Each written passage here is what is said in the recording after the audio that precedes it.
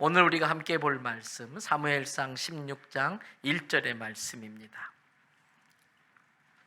여호와께서 사무엘에게 이르시되 내가 이미 사울을 버려 이스라엘 왕이 되지 못하게 하였거늘 내가 그를 위하여 언제까지 슬퍼하겠느냐. 너는 뿔에 기름을 채워 가지고 가라. 내가 너를 베들레헴 사람 이새에게로 보내리니 이는 내가 그의 아들 중에서 한 왕을 보았느니라 하시는지라. 아멘. 할렐루야. 오늘 또 저와 여러분의 가정, 자녀 그리고 하는 모든 일들마다 하나님의 도우시는 손길로 함께 하시길 주님의 이름으로 축복합니다. 저는 좀 마음이 힘들 때라든지 또는 시간 여유가 있을 때라든지 수시로 클래식 음악을 자주 듣습니다. 클래식 음악계에 아주 유명한 대표적인 지휘자들이 몇 명 있습니다. 그 중에서도 제가 특별히 좋아하는 지휘자가 있는데 이탈리아의 아르투로 토스카니니라고 하는 지휘자입니다. 이 토스카니니는 아주 섬세하고 이렇게 샘여린 음의 그 세고 여리는 것을 절묘하게 표현하는 지휘자로 아주 유명합니다. 특별히 베르디 오페라라든지 베토벤 연주에 아주 세계적으로 명성을 떨치는 그러한 지휘자였습니다. 원래 토스카니니는 지휘자가 아니고 첼로를 전공한 첼로 연주자였습니다. 안타깝게도 토스카니는 아주 시력이 안 좋았습니다. 고도 근시가 되어져서 이만큼 떨어진 악보도 눈에 보이질 않았습니다. 그래서 연주회를 하게 되면은 그 긴 악보를 완전히 토스카니는 외워가지고 연주에 임했습니다. 일반적으로 자기 파트의 연습을 많이 하고 자기 파트를 다 외우지만 다른 악기의 파트까지 외우는 경우는 드뭅니다. 그러나 토스카니는 혹여라도 자기가 다른 연주자들에게 누가 될까 싶어서 다른 악기의 파트까지도 완벽하게 처음부터 끝까지 외웠다고 합니다. 그런데 한 번은 브라질의 리오데자니로에서 오페라 하우스에서 베르디 아이다라고 하는 오페라를 공연하게 되었습니다. 근데 연주의 바로 직전에 지휘자가 몸에 문제가 생겨서 갑자기 병원에 입원하는 바람에 지휘를 못하게 되는 상황이 발생했습니다. 잘 아시는 것처럼 지휘자들의 그 악보는 이렇게 두껍습니다. 왜냐하면 거기에는 1바이올린, 2바이올린, 클라리넷, 피콜로, 오보에 모든 악기의 악보가 다 들어가 있기 때문에 굉장히 두껍습니다. 지휘자는 그걸 완벽히 외워서 지휘에 임해야 됩니다. 갑자기 지휘자가 문제가 발생했는데 주최 측에서는 대신 지휘할 사람을 구할 수가 없었습니다. 그때에 토스카니가 늘 모든 악보를 외우고 연주에 임한다는 걸 알고 있는 다른 단원들이 여기 모든 악보를 외우고 있는 사람이 있다고 추천을 해가지고 갑자기 대신 지휘를 하게 됩니다. 바로 그 순간이 불과 19살의 나이에 세계적인 지휘자 토스카니니가 탄생하는 순간이 되었습니다. 비슷한 경우가 우리나라에도 있습니다. 우리나라를 대표하는 1세대 국제적으로 내놓을 수 있는 성악가가 홍혜경 씨가 있습니다. 또 그 뒤로 조수미 씨가 있고 또 한 명이 있는데 신영옥 씨라고 하는 분입니다. 신영옥 씨는 뉴욕의 유명한 오페라 극단에 들어갔습니다만 동양의 무명 여가수를 누가 알아주지 않았습니다. 그래서 아주 시시한 역할, 미미한 역할만 하고 있었습니다. 그럼에도 불구하고 신영옥 씨는 언젠간 나에게도 기회가 올 거라고 생각하면서 최선을 다해 자기에게 맡겨준 역할을 잘 감당을 하고 있었습니다. 어느 날 한 오페라에서 주연 배우였던 홍혜경 씨가 1막을 공연을 하고서 몸에 탈이 나서 더 이상 공연을 할 수 없는 상황이 되었습니다.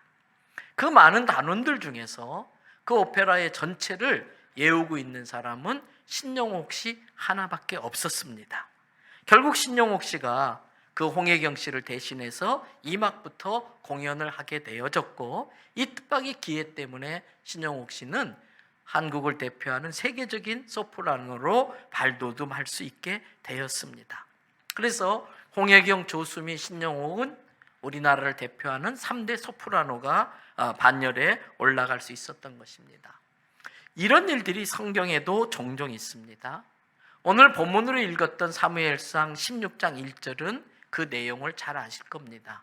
지난주 연속해서 제가 사울에 대한 설교를 했는데, 하나님의 특별한 은혜로 이스라엘의 초대 왕이 된 사울이 중간에 변질되었지요. 그래서 하나님은 사울을 버립니다. 그리고 사무엘 선지자에게 내가 베들레헴 이새의 집에 새로운 왕을, 사울을 대신할 새로운 왕을 점치고 뒀으니까 가서 뿔에 기름을 담아가지고 가서 기름을 부어서 왕으로 세우라라는 명령을 한 것입니다. 여러분, 그렇습니다. 사울은 버림을 받았습니다. 다윗은 새로운 선택을 받습니다. 사울을 대신해서 다윗이 이스라엘의 2대 왕으로 발탁되게 된 겁니다. 사울은 이스라엘의 초대 왕이 된 것이 얼마나 특별한 은혜인지를 깊이 생각하지 않았습니다. 아무나 받을 수 있는 은혜가 아닙니다. 그 자리는 영광스러운 자리입니다. 하나님을 대리해서 이스라엘을 이끌어가야 될 중요한 자리입니다. 그런데 이 자리를 다윗에게 넘겨줄 수밖에 없었습니다. 여러분, 오늘 우리가 이 자리에서 예배 드리는 걸 당연하게 생각하지 마십시오. 이건 놀라운 은혜이고 놀라운 특권입니다. 통계적으로 따진다면 부산 사람 10명 중에 9명이 지옥 가고 1명만 천국 갈 수 있습니다. 이 자리에 계신 모든 분들이 구원의 확신이 분명해서 천국 갈 수 있다고 한다면 10명 중에 1명만 갈 수 있는 그 자리에 여러분들이 들어간 것입니다. 사울은 그걸 잘 몰랐습니다. 그 직책이 얼마나 귀한지 몰랐고 그 직책이 얼마나 영광스러운 자리인지 몰랐습니다. 게다가 하나님께서 사울에게 그 직책을 맡긴 건 사울을 위해서 맡긴 게 아닙니다. 하나님과 이스라엘 백성을 위해 맡긴 겁니다. 그런데 사울은 그 자리를 사명을 위해 쓰지 않고 자기의 사리사욕을 채우는데 그 자리를 사용했습니다. 하나님께서 그 사울을 버릴 수밖에 없었고 다윗을 선택합니다. 왜 하나님이 다윗을 선택했을까? 하나님이 다윗을 선택하게 된 이유가 있습니다. 다윗은 그 아버지조차도 그 존재감을 인정해 주지 않는 아주 보잘것없는 존재, 미미한 존재였습니다. 사무엘 선지자가 하나님의 명을 받들어 사울의 뒤를 이을 왕을 뽑으러 다윗의 아버지 이새의 집에 갔습니다. 여러분, 다윗의 아버지는 물론이고 사무엘 선지자조차도 다윗의 형들 중에서 왕을 뽑으려고 합니다. 사무엘은 먼저 다윗의 형 엘리압을 보자마자 홀딱 반하고 맙니다. 야, 이 헌칠한 키, 이 잘생긴 얼굴, 저 굵직한 목소리, 저 부리부리한 눈, 이스라엘의 차기 왕이 되기에 조금도 손색이 없다. 기름 부으려고 하는데 하나님이 사무엘아, 무슨 짓 하는 거야? 스톱. 그 사람은 아니야.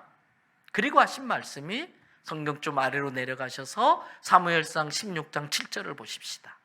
우리 다 같이 한음성으로 읽겠습니다. 벌써부터 눈을 깊이 감고 계신 분은 성경을 못 보실 것 같아요. 눈을 크게 뜨시고 다 같이 여호와께서 사무엘에게 이르시되 그의 용모와 키를 보지 말라. 내가 이미 그를 버렸노라. 내가 보는 것은 사람과 같지 아니하니 사람은 외모를 보거니와 나 여호와는 중심을 보느니라 하시더라. 여호와는 뭘 보신다고요? 중심을 보신다. 우리 히터 좀 꺼주시지요. 네, 이제 꺼도 괜찮을 것 같아요. 말 안 해도 지혜 있게. 하나님은 중심을 보신다는 거예요. 다윗의 아버지도 마찬가지입니다.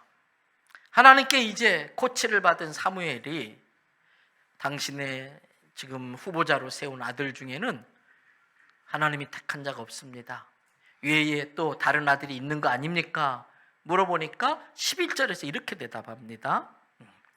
또 사무엘이 이새에게 이르되 내 아들들이 다 여기 있느냐? 이새가 이르되 그 다음 뭐라고 되어 있어요? 아직 막내가 남았는데 그는 양을 지키나이다. 양은 그 당시에 천한 직업이었어요. 제일 보잘것없는 사람이 양을 지켰어요. 그러니까 집안에 지금 왕을 간택하러 온다니까 온 집안이 난리가 났지요. 그때 양은 누가 지키냐? 야 꼬맹이 다윗 막내 너 가서 양 지켜. 너는 보나마나 자격 미달이니까. 아버지조차도 다윗을 인정 안 했습니다. 그런데 사무엘 선지자가 다른 아들 없냐 그랬더니 걔 막내예요. 보나마나입니다. 이 형들 중에서 왕의 제목감이 없다면 더 이상 우리 집에는 없는 겁니다. 걔는 볼 필요도 없습니다. 그 뜻입니다. 그런 취급을 받던 다윗을 하나님은 사울을 대신하게 했습니다. 그 이유가 뭔지 아십니까? 아까 여호와는 뭘 보신다? 중심. 그 다윗의 중심에 하나님을 혹하게 하는 것이 있었습니다. 여러분 그게 뭘까요? 지난주일 설교에도 언급했었습니다. 블레셋의 장군 골리앗이 하나님의 군대를 모욕할 때에 전쟁에 나간 다윗의 형들을 비롯해서 다른 모든 이스라엘 군인들은 벌벌 떨며 다 숨어 있었습니다. 그들은 하나님의 이름이 모욕을 당하든 말든 상관없었습니다. 뭐가 중요했습니까? 뭐 어려운 거 물어보고 있습니까 지금? 자기 목숨이 중요한 거예요. 하나님의 이름이 모욕당하든 뭐 상관없어요. 자기 목숨 지키기에 급급했습니다. 그러나 다윗은 달랐습니다. 비록 외모로 보나 그의 능력으로 보나 골리앗과는 상대가 안 됩니다. 그건 나도 알고 너도 알고 다 압니다. 그러나 다윗의 마음속에 아무리 내가 보잘것없지만 하나님의 이름이 저렇게 모욕당하고 있는데 내가 그냥 있을 수 없다는 겁니다. 그래서 자기가 할 수 있는 것, 짐승들이 양을 잡으러 올 때에 멀리서 돌을 던져서 짐승을 쫓아냈어요. 돌멩이로 짐승 맞히는 거 하나는 자신이 있었어요. 그래서 다윗은 개울가에 가서 조그마한 조약돌 5개를 가져옵니다. 자기도 이 돌 맞고 골리앗이 죽겠느냐 싶었지만은 하나님이 함께 하시면 되지 않겠느냐. 하나님이 함께 하시면 되지 않겠느냐. 내가 할 수 있는 것, 내가 가진 것, 이것을 능력이라고 말합니다. 여러분 우리의 능력은 개울가의 돌 5개처럼 참 보잘것없습니다. 그럼에도 불구하고 하나님의 영광을 위해서 내가 최선을 다한다고 한다면 하나님이 함께 하시는 거예요. 다윗이 능력이 있어서 골리앗을 쓰러뜨리는 것이 아니라 하나님이 함께 하셨기 때문에 골리앗을 쓰러뜨리는 거예요. 그러니까 우리는 골리앗을 쓰러뜨리려고 하려고 하는 것이 아니라 하나님이 나와 함께 하실 수 있도록 하기만 하면 되는 거예요. 그게 뭡니까? 하나님의 영광을 위해서 내가 할 수 있는 최선을 다하겠다라는 거예요. 사랑하는 대연성결교 성도 여러분, 우리도 세상적인 관점에서 볼 때는 이 세상이란 골리앗에 비해서 참 보잘것없는 존재들일 수 있습니다. 그럼에도 불구하고 우리가 가진 것이 별것 아니더라도 내가 이것을 가지고라도 하나님의 영광을 드러내겠다. 하나님의 이름을 모욕하는 것을 그냥 놔둘 수 없다. 그리고 최선을 다한다면 하나님이 우리 교회 성도들과 우리 교회에 함께 하실 줄로 믿습니다. 그러면 이 시대의 골리앗도 우리가 이겨낼 수 있는 것입니다. 여러분, 다윗은 중심을 보시는 하나님 앞에 그 중심 속에 하나님이 혹할 만한 그 마음이 있었기 때문에 사울을 대신하는 자리에 발탁될 수 있었습니다. 누군가 하나님의 은혜로 귀한 자리를 맡았으나 그것이 귀한 줄 모르고 함부로 취급하고 그것을 버렸을 때에 생긴 빈자리에 대신 차지할 사람이 성경에 또 있었습니다. 누군가 하나님의 특별한 은혜로 놀라운 직분을 맡았는데 그것이 귀한 줄 모르고 그것이 영광스러운 자리인 줄 모르고 함부로 다루었을 때에 그걸 가질 자격이 없어서 쫓겨나게 되고 그래서 생긴 빈자리에 대신할 수 있는 또 한 사람이 있었습니다. 바로 마띠아입니다. 부활하신 예수님이 승천하신 뒤에 제자들이 모여서 이런저런 이야기를 하고 있었을 겁니다. 아마 그들의 대화 주제 가운데는 옛날의 동료였던 가룟 유다의 이야기도 있었을 겁니다. 가룟 유다가 왜 그렇게 됐을까?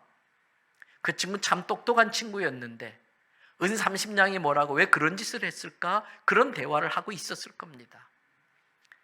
그러다가 어떤 제자 하나가 아니야, 그게 성경에 예언되어 있잖아. 그 가룟 유다는 제 길로 간 거고 그 가룟 유다를 대신할 자를 우리가 지금 빨리 찾아야 돼. 그 이야기하는 겁니다.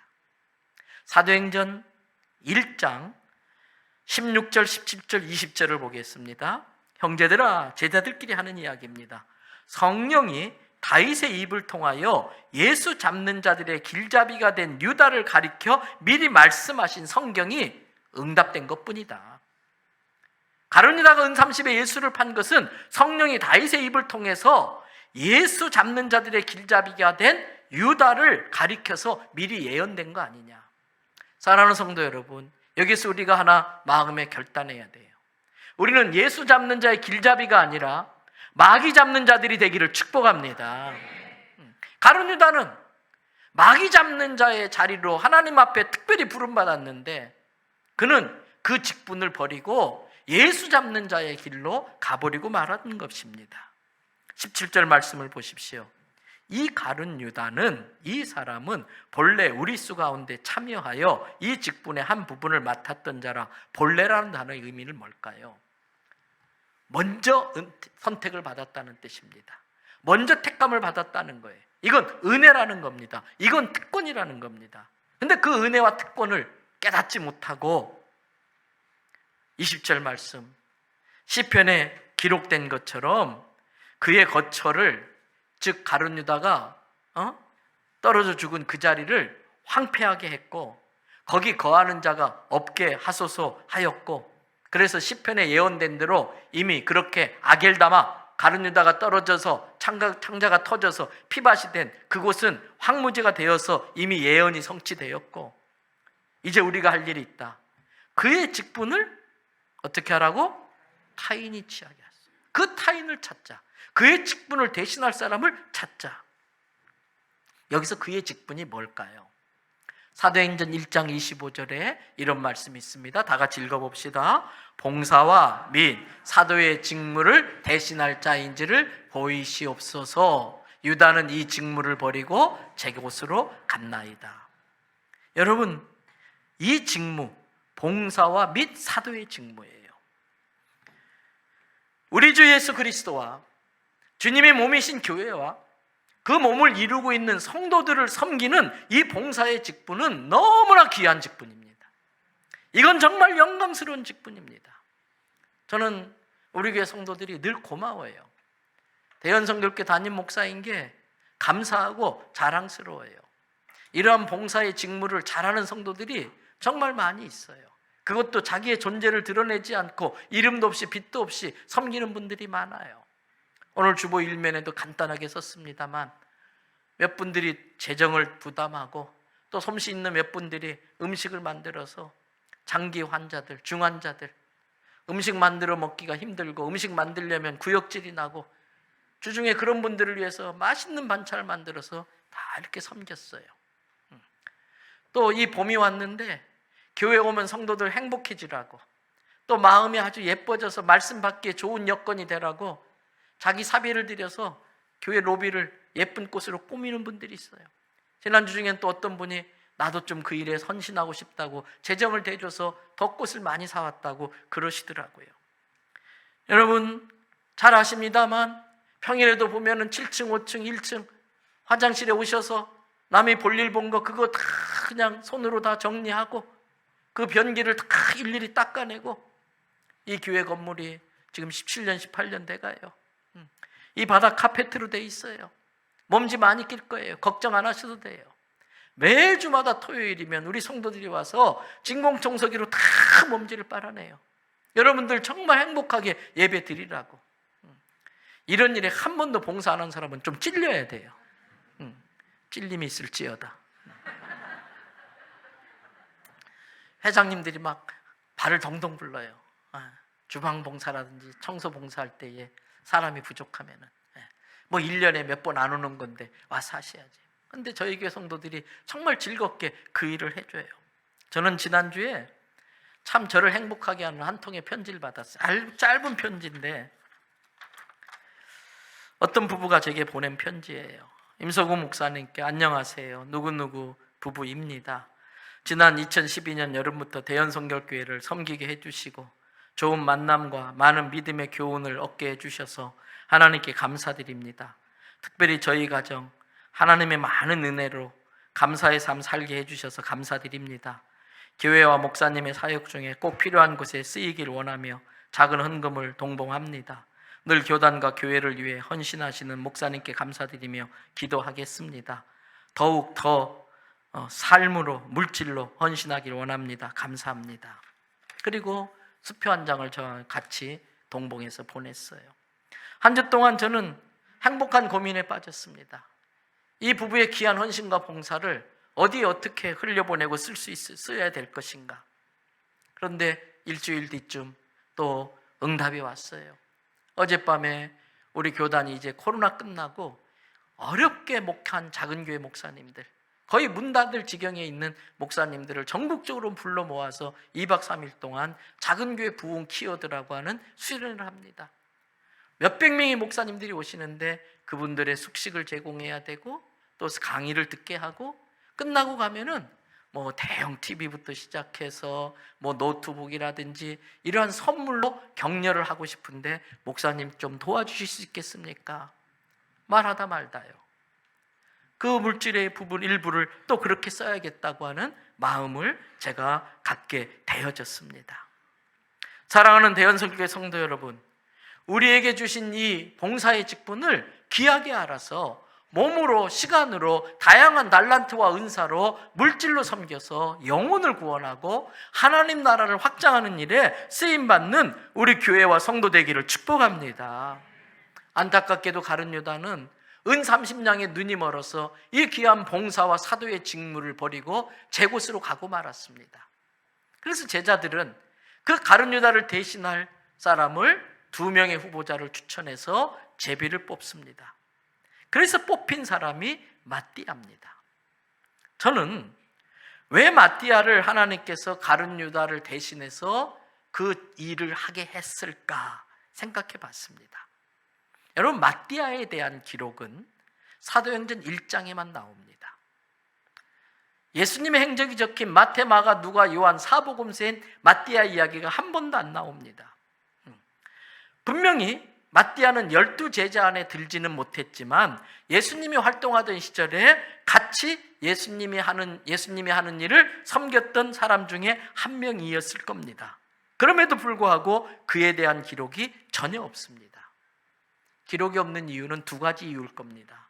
첫째는 전혀 봉사도 안 하고 헌신도 안 했기 때문에 아예 존재감이 없어서 기록할 만한 것이 없어서 기록을 안 했을 겁니다.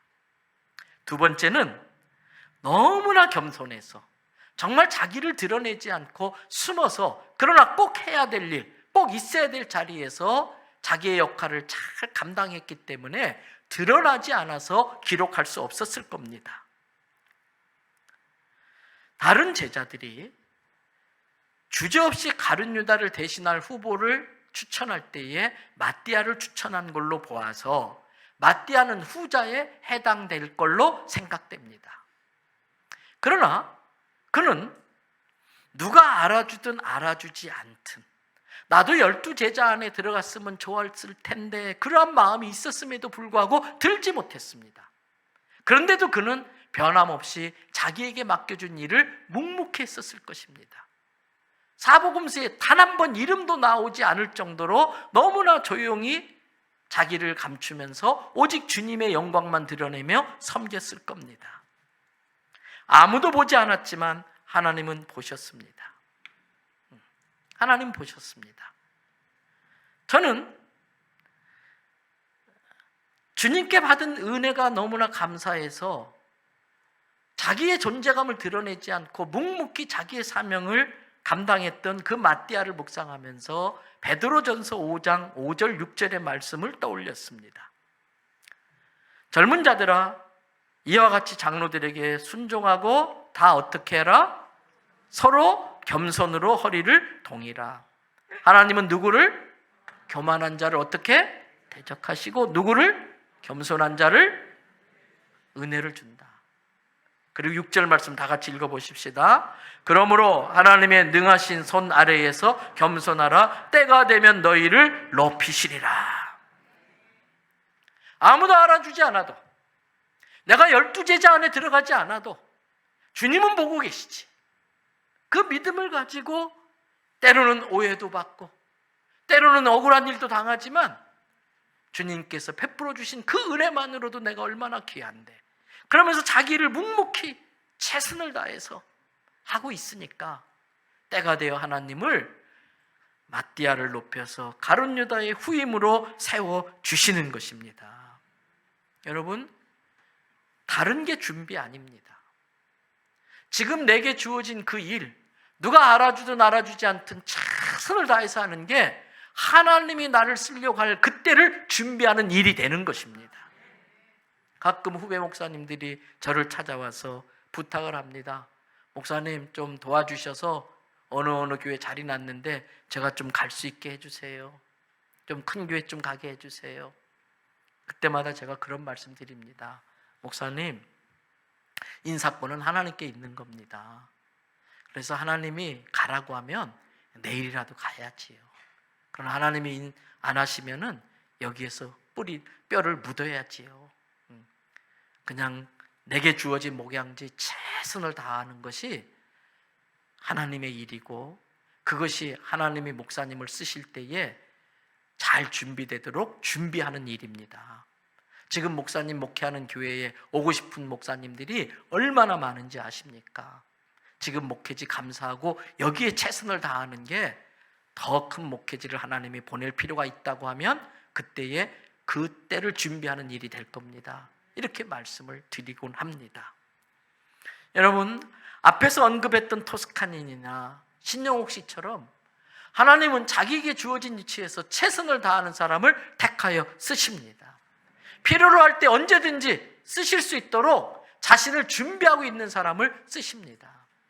마띠아가 바로 그런 사람이었습니다. 저는 저와 우리 교회 성도들, 그리고 우리 교회가 하나님이 필요로 할 때에 언제든지 쓰실 수 있도록 준비된 교회 되기를 축복합니다. 그러면서도 우리가 놓쳐서는 안 될 것이 있습니다. 그러면서도 마띠아의 마음속에는 나도 12제자 안에 들어가면 좋겠다라고 하는 그 마음을 아마 한 번도 놓은 적이 없었을 거라고 저는 생각합니다. 저는 그 마띠아의 간절함이 하나님께 통했을 거라고 생각합니다. 나도 더 크게 쓰임 받았으면 좋겠다. 나도 더 귀하게 쓰임 받았으면 좋겠다. 그 사모하는 마음, 그 직분에 대한 거룩한 욕심, 의로운 욕심, 의욕이 있었기 때문에 하나님이 마띠아를 택해 쓰신 것입니다. 여러분, 나무를 도끼로 찍으려고 할 때에 어떤 도끼를 쓰십니까? 여러 개의 도끼가 있습니다. 다 녹슬어 있는데 그중 유독 잘 벼러져서 반짝반짝 빛나는 도끼가 있습니다. 여러분, 어떤 도끼를 들고 나무를 찍겠습니까? 물어보는 사람이 바보지요? 정말 사모하는 마음으로, 주님, 제가 필요하면 언제든지 저를 써주세요. 내가 주님이 쓸 수 있도록 이렇게 나를 벼르고 이렇게 준비하고 있습니다. 그러한 도끼를 당연히 쓰지 않겠습니까? 그래서 예수님은 마태복음 11장 12절에서 이렇게 말씀하셨습니다. 우리 잘 아는 말씀이죠. 함께 읽어볼까요? 세례 요한의 때부터 지금까지 천국은 침노를 당하나니 침노하는 자는 빼앗느니라. 여기서 침노를 당하나니, 이 표현은 헬라어로 한번 따라합시다. 비아제타이. 한 번 더, 비아제타이. 여러분, 이 의미는 우리나라엔 그런 언어 형태가 없습니다만 헬라어에는 수동태 외에도 중간태라는 게 있습니다. 그런데 수동태로 이 비아제타이를 해석하면은 열정을 가지고 뭔가를 자기 것으로 만들어내는 것, 이게 비아제타이입니다. 근데 이걸 중간태로 이렇게 해석을 하면은 열정적으로 퍼져나가는 것, 열정적으로 앞으로 전진해 가는 것, 확장되어 가는 것, 이게 비아제타입니다. 결국 이 마태복음 11장 12절의 말씀을 저는 이 중간태와 수동태를 섞어서 해석해야 된다고 봅니다. 그렇다면 이런 의미가 아닐까요? 천국은 뜨거운 열정과 힘으로 장악되는 것이다. 힘과 열의가 있는 사람이 그것을 차지할 것이다. 따라서 너희들도 열정을 가지고 힘을 다해 천국을 차지하려고 앞으로 힘차게 달려나아가라. 그러므로 말미암아 천국도 점점 더 비아제타이 확장되어져 갈 것이다. 여러분,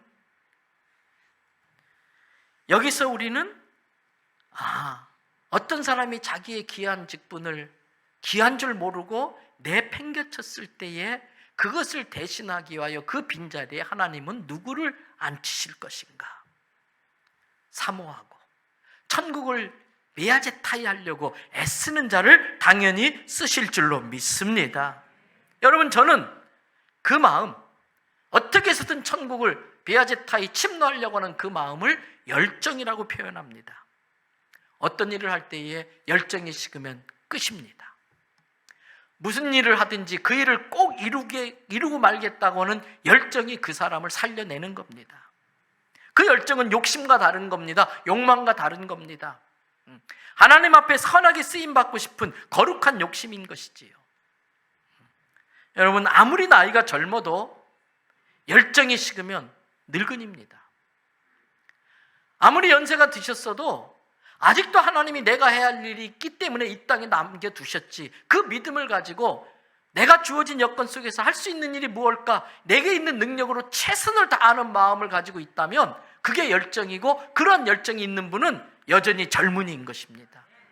저는 새벽마다 우리 나이 많은 90세 다 되신 권사님들 기도하는 오는 모습을 보면은 존경스러워요. 여러분, 그분들은 젊은 때에 오늘의 대연교회가 있기까지 기초를 놓는데 인생을 바치신 분들이에요. 지금은 다 사라졌습니다만 저 롯데 레전드 아파트 저 언덕바지 위에 우리 교회가 처음 건축될 때에 차도 못 올라가니까 저 밑에서 세숫대에다가 모래를 다 싣고 이마가 다 벗겨질 정도로 수백 번 그 언덕을 오르내리면서 교회를 건축했던 어르신들이에요.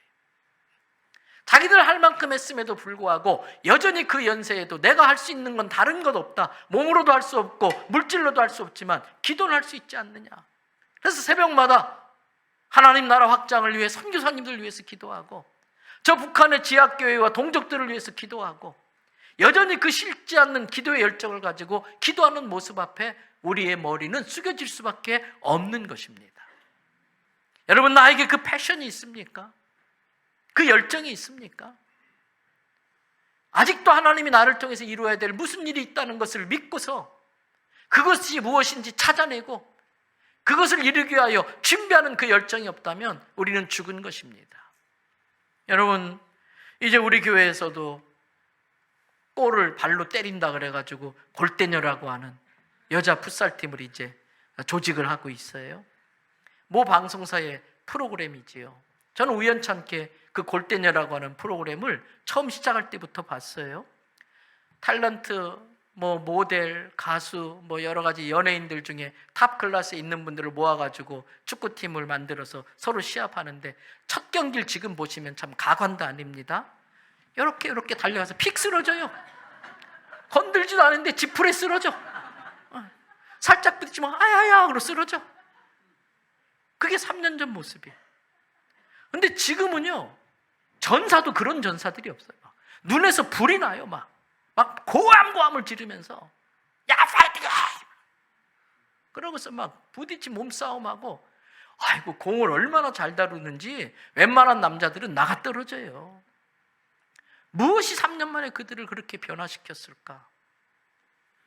제가 지난주 중에 청주의 꽤 큰 교회에서 담임 목사님과 부교역자들이 또 우리 교회 견학하고 또 제 강의를 좀 듣겠다고 해서 왔어요. 그 부교역자들에게 그 골대녀 이야기를 해줬어요. 제 아이들 불러놓고서 그걸 보고 그런 이야기 했어요. 야, 여자 연예인들이 저렇게 정말 축구를 이제는 수준급으로 잘할 수 있도록 바뀐 이유가 뭔지 아냐? 저들은 자기 영역의 탑에 올라갔던 사람들이다. 모델로서의 탑, 가수로서, 탤런트로서의 탑에 올라갔는데 그 탑에 올라가게 만든 에너지가 열정이다. 그래서 그들은 모델이 아니라 딴 거라도 잘할 수 있는 사람인데 그 열정이 축구에 꽂히니까 그 축구에 미쳐서 그렇게 운동을 하고 그렇게 트레이닝을 하면서 그 실력까지 올라갔다. 열정이 식으면 끝난 거다. 그러면서 그 청주에서 온 부목사님들에게도 우리들 마음속에 목회에 대한 열정, 영혼 구원에 대한 열정이 없으면 목회자는 생명이 끝난 겁니다. 요즘 제가 부목사님들을 좀 많이 다그칩니다.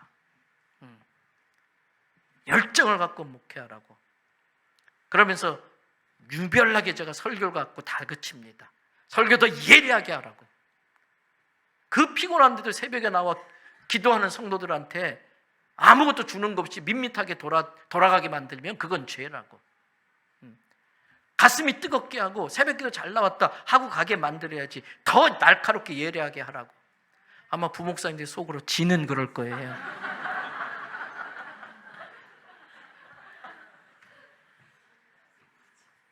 근데 중요한 것은 무엇에 대한 열정이냐예요.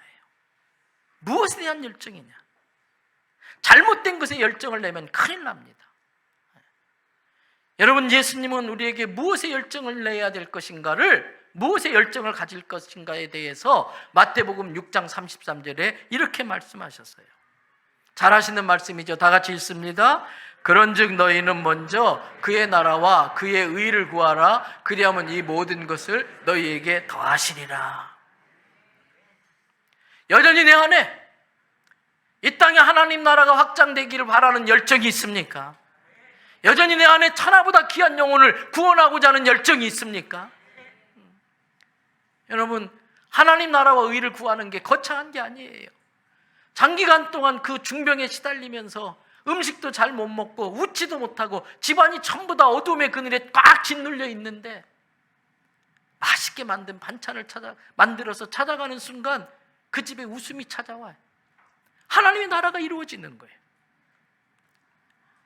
예수님을 몰라서 자기가 최고인 줄 알고 가정에서 폭력을 함부로 휘두르는 어떤 남자가 우리 성도들에게 전도돼서 예수 믿었어요. 예수 믿으면 반드시 사람 달라져요.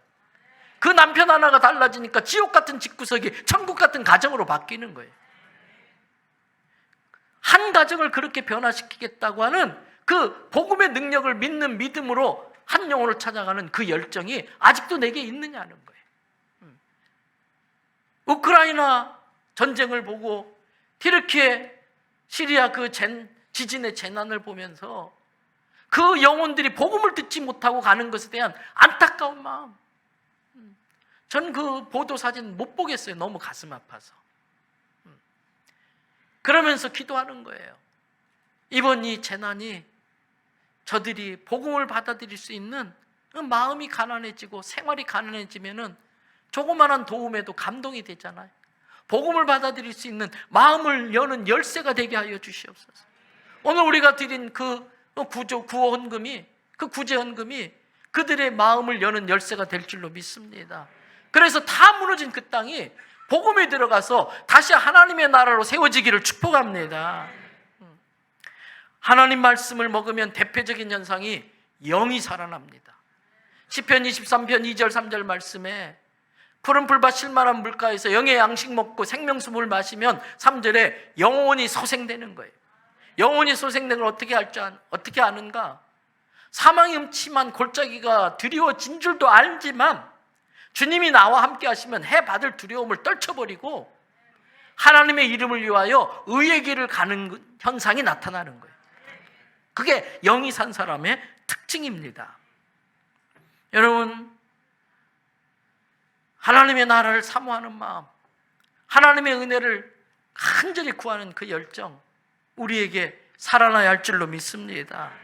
사무엘하 6장에 보니까 다윗이 아비나답의 집에 있던 하나님의 법궤를 다윗성으로 옮겨오다가 웃사가 죽는 사고가 납니다.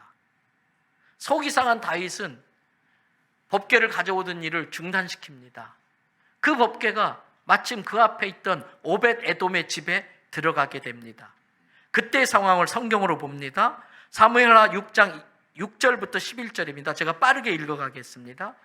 그들이 나곤의 타작마당에 이르러서는 소들이 띠므로 웃사가 손을 들어 하나님의 궤를 붙들었더니 7절 여호와 하나님이 웃사가 잘못함으로 말미암아 진노하사 그를 그곳에서 치시니 그가 거기 하나님의 궤 곁에서 죽으니라. 8절 여호와께서 웃사를 치심으로 다윗이 분하여 그곳을 베레스 웃사라 부르니 그 이름이 오늘까지 이르니라. 9절 다윗이 그날에 여호와를 두려워 이르되 여호와의 궤가 어찌 내게로 오리요 하고. 10절 다윗이 여호와의 궤를 옮겨 다윗성 자기에게로 메어 가기를 즐겨하지 아니하고 가드 사람 오베데돔의 집으로 메어 간지라. 그 다음 어떻게 됐는지 보세요. 11절 다 같이 읽습니다. 여호와의 궤가 가드 사람 오베데돔의 집에 석 달을 있었는데 여호와께서 오베데돔과 그의 온 집에 복을 주시니라. 그런데 성경은 다른 설명 없이 그 사고 중간에 운송사고가 난, 그래서 중단된 여호와의 법궤가 오베데돔의 집에 갔다고 그랬어요. 왜 오베데돔의 집에 갔을까? 궁금해서 그걸 묵상했어요. 성경은 안 나와요. 그런데 이런 것 아닐까요? 블레셋에 빼앗겼던 법궤가 수레에 실려서 소들이 끌고 오다가 아비나답의 집에 갔어요. 왜 아비나답의 집에 갔는지 분명히 하나님의 인도하심이 있었겠지요. 아비나답의 집이 그 법궤가 들어가서 큰 복을 받습니다. 안타깝게도 그러나 그것이 끝까지 복으로 가지 못한 것이 그의 아들 웃사가 그걸 옮기다가 죽는 비극을 맞이하긴 합니다. 그러나 어찌됐든 처음 법궤가 들어갔을 때에 아비나답의 집에 큰 복이 임합니다. 오베데돔은 그걸 직접 목격했든지 소문을 들었을 것입니다. 그리고 그 마음속에 저 법궤가 우리 집에 들어왔으면 하는 마음이 있었을 거예요. 법궤를 옮기던 중에 하나님은 웃사가 자격이 없어서 정리할 필요가 있는데 이왕 어디에서 정리할까? 그때에 하나님의 마음에 꽂힌 사람이 있었습니다. 그게 오벳에돔이었을 겁니다. 저 법궤가 우리 집에 들어왔으면 하는 사모하는 마음. 그래서 그 소가 이왕 어디에서도 뛸 수 있었는데 오벳에돔의 집 앞에서 펄쩍 뛰게 되었고 그 법궤는 사고 이후에 오벳에돔의 집에 들어가게 된 것 아닐까요? 다윗에게도 여전히 그 마음이 있었습니다. 그 이야기를 다 들은 다윗이 어떻게 하는지 사무엘하 6장 12절을 보겠습니다. 어떤 사람이 다윗 왕에게 아뢰어 이르되 여호와께서 하나님의 궤로 말미암아 오베데돔의 집과 그의 모든 소유에 어떻게 복을 주셨단지라. 여러분, 그 이야기를 들은 다윗이 배가 아파 죽는 거예요. 저는 우리 성도들에게도 이 배가 아픈 일들이 나타나면 좋겠습니다. 오베데돔이 복받았다는 이야기를 듣고 저 복은 내 복인데, 다 같이 저 복은 내 복인데, 그걸 빼앗기지 말아야 돼. 오베데돔은 얼떨결에 복받았어요. 여러분, 얼떨결에 복도 받으시기 바랍니다. 그리고 내 복 빼앗기지 마시기 바랍니다. 그래서 다윗은 법궤를 다시 옮겨요. 자기 복을 찾아요. 그 열정이 찾게 만드는 거예요. 여러분, 우리들에게도 이런 마음이 있어야 할 줄로 압니다. 마띠아 같이 나도 12제자에 들고 싶어, 그 마음, 더 하나님께 귀하게 크게 쓰임받고 싶어하는 그 열정, 오베데돔처럼 다윗처럼 하나님의 법궤를 내 집에 모으시고 싶어하는 그 열정이 우리 속에 일어나야 할 줄로 믿습니다. 이제 오늘 저녁부터 화요일 저녁까지 7번 집회합니다. 사모하시기 바랍니다. 이번 부흥에 내가 꼭 은혜 받고 말겠다. 꼭 성령 체험하고 말겠다. 하나님께서 내 사업과 자녀들에게 주시는 약속의 말씀, 비전의 말씀 반드시 받고 말겠다. 다짐하셔야 돼. 월차도 내세요. 휴가는 이럴 때 쓰는 겁니다. 잠시 영혼의 건강 검진을 받는다는 마음으로 한 이틀 병원 입원했다, 그런 심정으로 집회 참석하세요. 출근하셨다가도 양해 구하고 한 2-3시간 시간 빼서 오전 집회도 빠지지 마십시오. 특별히 저는 기도합니다. 하나님, 이번 부흥회에 우리 자녀들 다음 세대 같이 은혜 받게 하여 주시옵소서. 아무리 공부해라도 안 해요. 왜? 공부할 이유가 없어. 공부할 비전이 없어. 그러나 부흥에 참석해서 하나님이 나를 창조한 목적을 깨닫고 나를 향한 하나님의 뜻을 발견하고 그걸 비전으로 품으면 하나님이 쓰실 때를 위해서 스스로 준비하게 되는 겁니다. 2-3일 그 집회 참석해서 내 자식이 미래가 달라지고 인생이 달라지는데 어떻게 해서든 갖다 앉혀야지요. 야, 집회 참석 한 번 할 때마다 5만 원. 안 올 놈이 어디 있어요? 은혜 받게 해야지. 앞자리 앉게 해야지요. 여러분, 누군가가 놓친 그 복을 중간에서라도 얼떨결에 받아내는 우리 되시기를 바랍니다.